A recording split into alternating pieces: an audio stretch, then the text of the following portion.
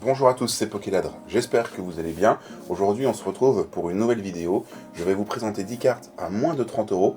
10 cartes que je vous conseille d'intégrer dans votre collection avant qu'elles n'explosent ou qu'elles prennent en valeur. C'est pour pouvoir les avoir dans votre classeur ou pour les faire grader avant que voilà, les prix soient encore déroutants comme beaucoup de cartes ces derniers temps. Donc en aucun cas ce n'est un conseil en investissement, mais c'est plutôt dans l'optique de vous prévenir que si vous voulez ces cartes et que vous les trouvez jolies, peut-être que ce serait le bon moment pour vous les procurer. Pour commencer sans plus attendre, je vais vous parler de la carte que je regarde sur mon ordinateur en même temps, de Compassion de Timmy. Je trouve que c'est une carte magnifique. On ne parle pas assez des cartes dresseurs, notamment alternatives. Je trouve qu'elles sont vraiment sympathiques. Là, vous avez un décor qui est totalement adapté aux cheveux de Timmy, donc basé sur le vert, avec des fleurs qui sont magnifiques en premier plan, notamment, avec de la couleur, avec du soleil qu'on voit transpercer à travers les arbres. Vous voyez également le petit sac ou la petite sacoche de Timmy posée contre l'arbre, et ça fait un petit peu penser au moment, vous savez, quand vous êtes au lycée, etc., ou en études, vous avez besoin de vous retrouver avec la nature, de vous isoler un petit peu, et bien c'est ça que ça donne comme impression sur cette carte. Il se ressource avec la nature, il profite, et il est bien. Donc ça montre à quel point Timmy est en adéquation avec la nature, et vraiment je trouve les effets de couleur particulièrement beaux, et les cartes dresseuses et dresseurs, ben mine de rien ça prend de plus en plus en valeur. Avant ça valait jamais bien grand chose, et cette carte alternative, tout comme Aurore par exemple de Flamme Fantasmagorique, je la trouve magnifique. Alors Aurore ne sera pas dans ce top parce qu'elle dépasse les 30 euros, mais Compassion de Timmy, typiquement, est à 30 euros maximum, enfin maximum, en tout cas on peut le trouver pour 30 euros. Ce sera pas, il n'y aura pas des cartes plus chères que 30 euros, vraiment c'est le maximum. Par contre j'en aurai, vous verrez à la fin de ce top, même en dessous de 10 euros et dans des blocs bien plus lointains. Cette magnifique carte de Cresselia, de la collection Fable Nébuleuse, une collection qui, ne l'oublions pas, est une collection .5, on a tendance à l'oublier. C'est une carte, je trouve, magnifique, et tout comme la collection, elle est passée un petit peu à l'oubliette. C'est une AR, et je trouve que c'est vraiment dommage, j'en ai parlé dans une autre vidéo, que ce ne soit pas une carte alternative. Parce que je pense que si c'était une carte alternative, ça aurait donné en fait un top hit à la collection Fable Nébuleuse, et en fait ça, je pense que ça aurait changé l'entièreté de la collection Fable Nébuleuse. Ça lui aurait donné, je pense, une autre dimension. Et cette carte, bien qu'elle soit simplement une AR, encore une fois avec des couleurs qui sont magnifiques, on voit pas beaucoup de Cresselia en plus, mine de rien, il n'y a pas beaucoup de cartes de ce Pokémon, est à 26 euros, et ouais, effectivement, je pense que ça peut être intéressant pour vous de la prendre maintenant. Pourquoi? Parce que les AR explosent de plus en plus. Avant, on ne trouvait pas d'AR, ou très peu, alors dans ce cas-là, au-dessus de 40 euros. Maintenant, ça devient très commun. On en trouve même certaines qui dépassent les 200, qui les avoisinent. Je pense notamment au Magikarp AR qui les a clairement dépassés, il est vers les 300 euros. Je pense au Groudon qui a fortement monté. Enfin, vous voyez, vraiment, le Fantominus, typiquement de force temporelle. Il y a vraiment beaucoup d'AR qui commencent à émerger, donc ça peut être le bon moment. Encore du Fable Nébuleuse. Cette carte, j'en ai parlé dans une autre vidéo qui était mon top 10 des cartes effrayantes.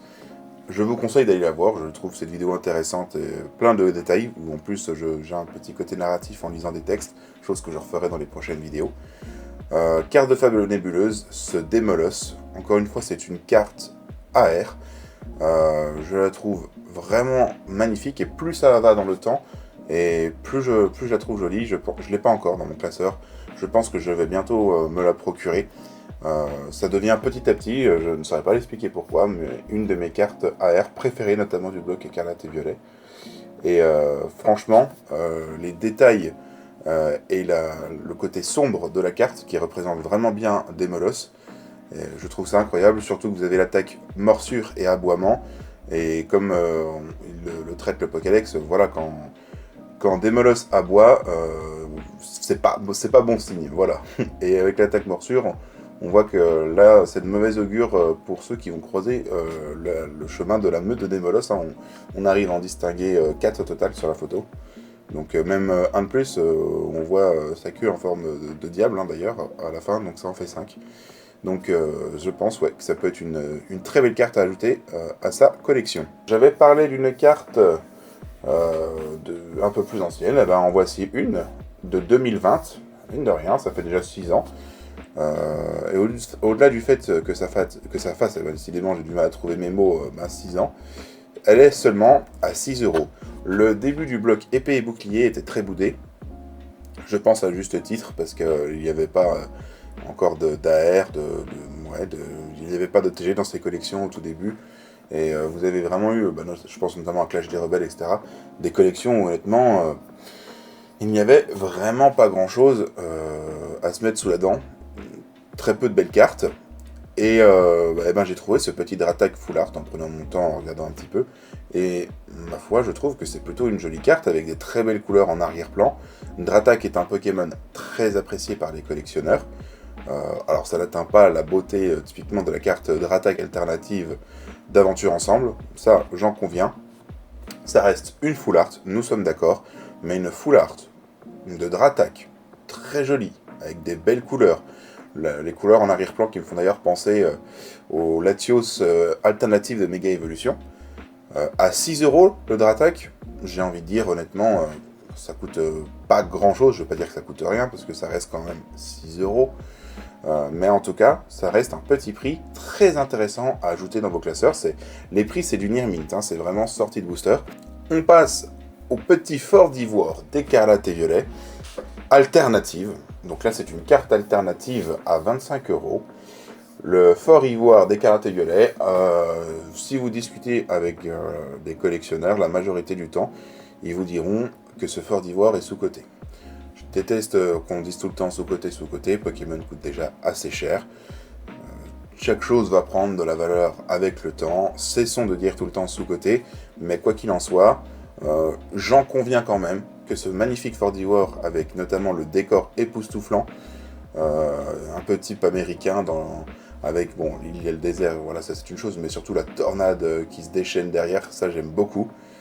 Et le Fort d'Ivoire qui ne bouge pas, normal, c'est un Pokémon très lourd. Les couleurs entre le ciel et le désert, en corrélation, toujours dans le même schéma de couleurs, je trouve ça très joli, avec le Pokémon mis au milieu. C'est un choix artistique, je pense, très intéressant, et pour 25 euros, c'est une alternative qui peut encore être atteignable, voilà, pour vos collections.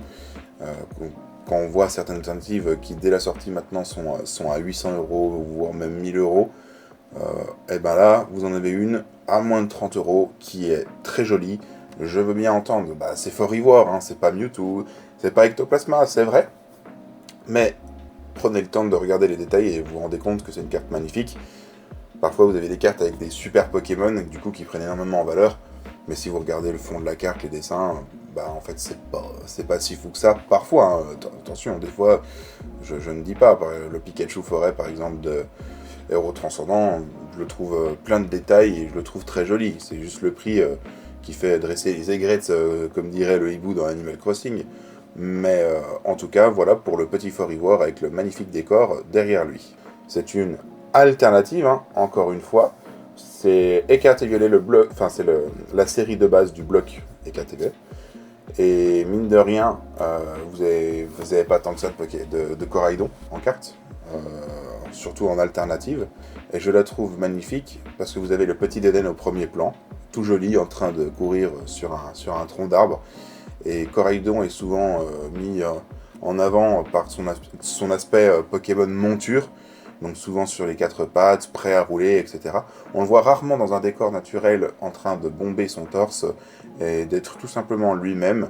Et c'est un Pokémon qui est assez dynamique, vous voyez, qui roule à fond, etc. Et là, vous avez plutôt une carte paisible.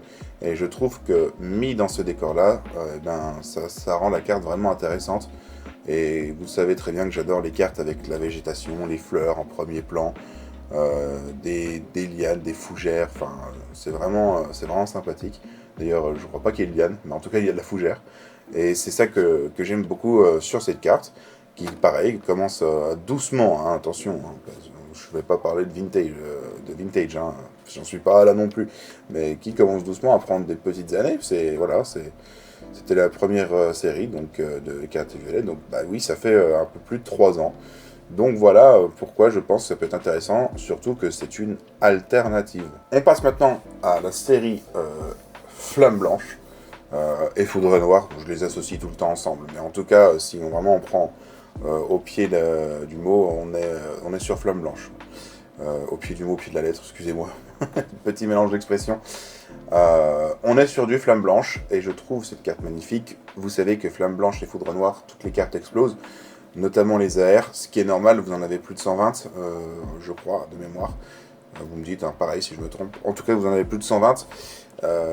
Donc si vous voulez en paquer une en particulier, le taux de drop est très dur, voilà, ce qui est normal hein, par la quantité.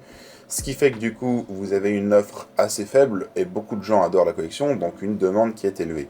Vous connaissez le marché en économie, qui dit peu d'offres et beaucoup de demandes, les prix augmentent. Et vous avez encore quelques cartes qui ont pas trop monté en prix, ce lac Messing en fait partie. Au-delà du fait d'aimer le Pokémon, moi c'est surtout le décor que je trouve incroyable, avec l'eau que vous voyez briller, vous voyez la montagne derrière. Ça fait vraiment pas penser au petit matin, aux vacances d'été.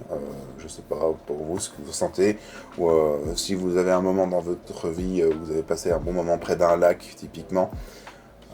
Ça me donne vraiment cette impression-là. Vous voyez un petit village au fond devant les montagnes. Ce lac magnifique avec les effets de brillance et ces lacs Messine qui volent par-dessus. Je trouve ça tout simplement magnifique, vraiment. Donc effectivement, c'est une carte pour moi, c'est une AR incontestable dans sa beauté.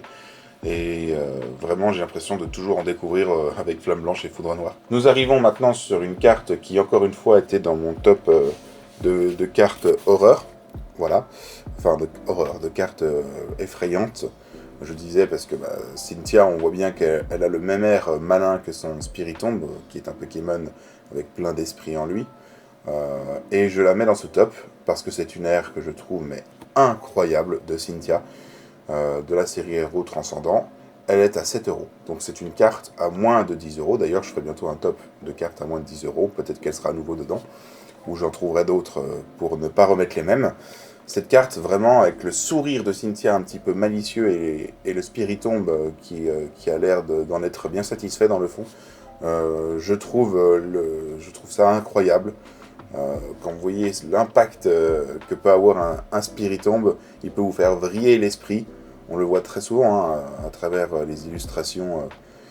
Je pense notamment, j'arrive pas à retrouver de quelle série, mais vous savez, avec la fille où on voit son reflet à travers la vitre, avec un sourire malicieux que dans la vitre, mais pas en réalité. Voilà, Spiritomb est vraiment un Pokémon, quand vous voyez déjà l'attaque Malédiction Furieuse, mystérieux, peut-être même dangereux. Et Cynthia, là, vraiment, on voit qu'elle est pas très contente sur la photo. C'est même pas qu'elle est pas très contente, mais elle est pleine de vices. Voilà, je pense que c'est les bons mots. Elle est bien influencée par ce Spiritomb. Alors, j'ai mis Zénith Suprême avec ce Sulfura. On est plutôt dans les cartes promotionnelles attachées Zénith Suprême. Vous pouvez retrouver cette carte, vous pouviez, parce que maintenant on ne peut plus, dans les Pokébox à l'époque. Pourquoi j'ai mis ce Sulfura? Alors, tout d'abord, ça corrèle bien avec les chaleurs en ce moment. Hein. Vous voyez le petit bout de montagne aride avec les arbres complètement secs, avec un soleil très, très bien, très bien, ça veut rien dire très bien, mais très puissant en haut de la carte. Et ce Sulfura qui remplit l'entièreté de la carte, je trouve ça magnifique. Pourquoi je l'ai mis dans ce top? Parce que c'est une carte de Shinji Kanda. Donc, vous connaissez l'artiste, les cartes de Kanda explosent généralement. Quand on voit le Giratina alternatif, on a parlé du Magikarp AR de Kanda tout à l'heure. La carte de noir et blanc, dont je trouve plus le gros crapaud, je trouve plus son nom, c'est pas grave, ça arrive. Petit trou de mémoire de temps en temps, pardonnez-moi. Croix-Poral, je crois. Bon, j'ai plus non, c'est pas grave. En tout cas, c'est une carte de Kanda à 12 €. Autant vous dire que c'est très rare. Et en plus de Zénith Suprême, je pense que si vous la voulez, ça va être maintenant. Plus tard, dans quelques années, à mon avis, rappelez-vous de cette vidéo dans quelques années, on pourra la remettre, mais je pense nul sans doute que cette carte va dépasser les 100 €. Voilà, ça viendra un jour. Pourquoi je dis ça? Parce que Zénith Supreme, elle est vraiment très appréciée cette collection, elle fait que d'augmenter en ce moment. Et Shinji Kanda étant un des artistes les plus appréciés lui aussi, forcément, ça va faire des étincelles plus tard, ça c'est sûr et certain. On passe maintenant au petit Tilton de Faille Paradox. J'ai voulu l'intégrer au top parce que je trouve que c'est une carte magnifique. Et on dirait que le petit Tilton, typiquement, vous voyez des fois des oiseaux qui grandissent avec une autre espèce que lui-même parce que, je sais pas, il est tombé du nid ou autre chose. Ça me fait un petit peu penser à ça avec ce Tilton qui est parmi 1, 2, 3, 4, 5 Goélies, qui a le même positionnement que sur le petit muret dans la campagne. On voit les petites barrières derrière. Du coup, je trouve que ça fait vraiment un très joli condensé et ça donne de l'innocence en fait à cette carte. J'aime beaucoup, avec encore une fois les petites fleurs qui donnent de la couleur à la carte, le petit côté rose, les reflets dans l'eau que je trouve magnifiques, et évidemment les nuages en l'air qui font un rappel aux ailes de Tilton. C'est très souvent comme ça, hein. Vous voyez l'évolution Altaria alternative dans la même collection qui est une carte très appréciée, mais alors là pas au même prix. Encore une fois, on voit les nuages à côté, ils survolent parmi les nuages, hein, c'est normal, avec ces ailes coton. Rappelez-vous que dans la description du Pokédex, Tilton est un Pokémon qui aime les endroits très propres. Et là, globalement, vous voyez que tout est joli, tout est propre. Le muret est tout propre, voilà. Il est dans un endroit paisible, donc ça corrèle bien avec le Pokémon. Et vraiment, l'ensemble de la carte, je trouve ça magnifique. Donc pour 15 €, effectivement, je pense que c'est une belle carte à ajouter à votre classeur. Eh bien écoutez, on arrive au bout de ce top. J'espère que la vidéo vous a plu. Je suis un petit peu malade, hein, vous avez entendu au niveau de ma gorge. J'espère que ça n'aura pas dérangé la vidéo. En tout cas, si vous êtes resté jusqu'à là, merci beaucoup. On se rapproche vraiment des 1000 abonnés. Je me dois de vous remercier.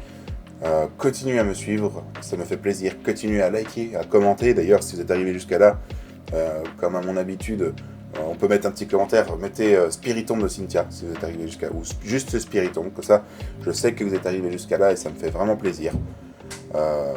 Et écoutez, on se retrouve à la semaine prochaine pour une nouvelle vidéo. Et d'ici là, portez-vous bien. Ciao!